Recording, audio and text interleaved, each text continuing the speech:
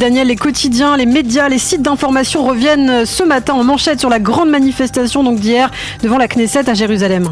Et oui, effectivement, Ilana, le Yediot Aharonot, qui depuis longtemps s'est engagé résolument aux côtés des manifestants, a choisi ce matin un slogan, peut-être qui peut paraître parfois surfait, pour définir en manchette ce matin l'événement d'hier. Nous combattons pour la démocratie, titre le Yediot Aharonot en bleu et blanc sur fond d'une photo de centaines de drapeaux brandis hier par les manifestants. Plus de 100 000 personnes, indique en sous-titre le Yediot Aharonot, qui nous livre une double une réunissant, comme il le fait le vendredi, la première et la dernière page.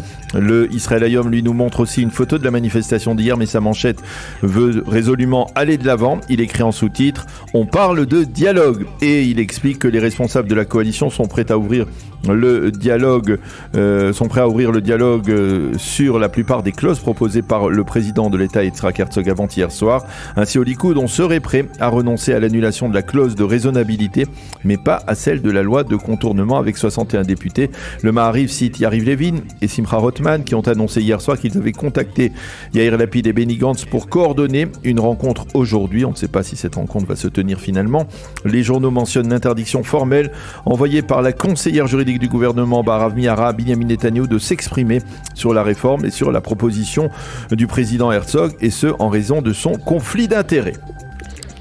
Et bien sûr, on s'intéresse à ce qu'écrivent les éditorialistes du Yediot ce matin après cette manifestation. Nahum Barnea est particulièrement impressionné par ce qu'il a vu hier à Jérusalem. L'heure de satisfaction de la démocratie, écrit-il, et de remarquer un panneau brandi par un manifestant montrant Esther Hayut et Galit Barav Miara comme s'il s'agissait de saintes, et de facto face à la politique de Yariv Levin, face à ceux qui ont voulu ternir l'éclat de la Cour suprême et de la fonction du conseiller juridique.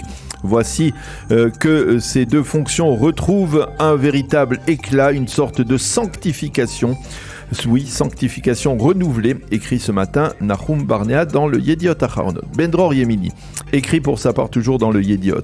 Le peuple n'est pas vraiment divisé à propos de la réforme judiciaire. La majorité du peuple, y compris des responsables du Likoud, veut une réforme dans le consensus.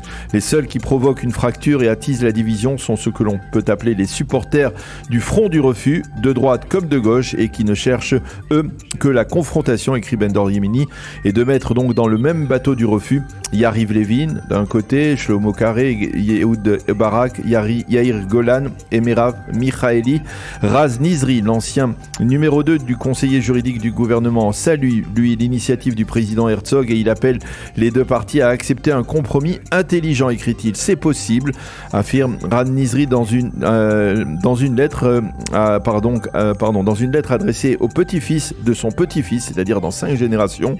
Lior Ben Ami, lui, est bien plus pessimiste. Une fois, nous avons été un seul peuple, écrit-il dans son éditorial, mais les échafaudages que nous avons construits sont en train de s'effondrer. Navé Dromi écrit ce matin: la plupart des manifestants ont réellement peur de voir la démocratie israélienne s'effondrer, mais les meneurs et les porte-paroles de cette protestation prouvent par leur conduite que ce qui les guide n'est pas le souci de perdre la démocratie, c'est plutôt le refus d'admettre l'existence d'un gouvernement de droite. Fin de citation. Pour Sever Plutzker, le succès de la vague de protestation est dans sa capacité à toucher la majorité silencieuse qui, semble-t-il, est prête à écouter les revendications. Enfin, Ranan Shaked est le plus radical. Il écrit: hier à Jérusalem, j'ai vu le cœur de l'État d'Israël manifester, celui qui permet à l'État de vivre, ce cœur que Binyamin Netanyahou veut extraire et empaler, ni plus ni moins.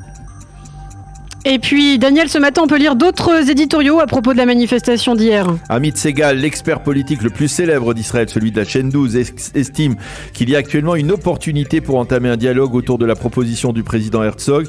Et il détaille les différences entre ce que peuvent accepter Yariv Levin et Simcha Rothman d'un côté et ce que le président Herzog a proposé. Dans le Israël Hayom, Nadav Haetzny estime que si la proposition de compromis du président est adoptée, tout ou partie, eh bien les deux camps pourront être satisfaits, considérés que avoir obtenu au moins en partie gain de cause. Et il écrit que la mise en application de la réforme peut bien patienter encore 2 semaines, le temps d'un dialogue. Michael Heisenberg, lui, lance un appel à Binyamin Netanyahou afin qu'il donne suite au discours du président Herzog. Mati Tourfel revient sur ce qu'il appelle la journée noire de l'opposition à la Knesset et il considère que la probabilité que les députés de l'opposition, qui ont provoqué le chaos hier en commission des lois, acceptent le dialogue tend vers 0.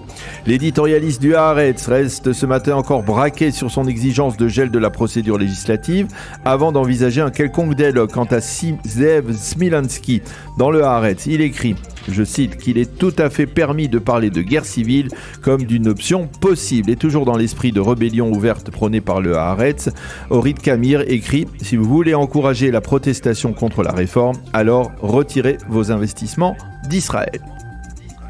Et puis après ce point sur la manifestation, le second titre dans la presse et les médias israéliens, c'est bien sûr la dégradation sécuritaire avec 2 attentats hier à Jérusalem. Oui, 2 attentats qui se sont produits en début de soirée à quelques minutes d'intervalle. D'abord dans la vieille ville de Jérusalem, ensuite au poste de passage de Chouafat dans le nord-est de la capitale. Et dans les 2 cas, ce sont de jeunes terroristes de 13 et 14 ans qui ont frappé.